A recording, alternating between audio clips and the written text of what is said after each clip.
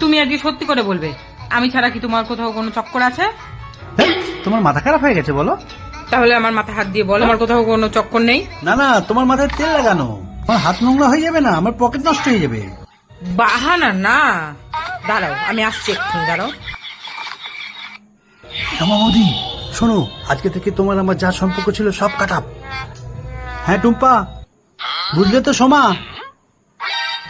হ্যাঁ প্রিয়া বৌদি, হ্যালো টিয়া, হ্যালো সুপ্রিয়া, হ্যালো টিঙ্কু বৌদি, আমাদের সম্পর্ক শেষ গো। হ্যাঁ ঠিক আছে, পরে বলবো। আচ্ছা।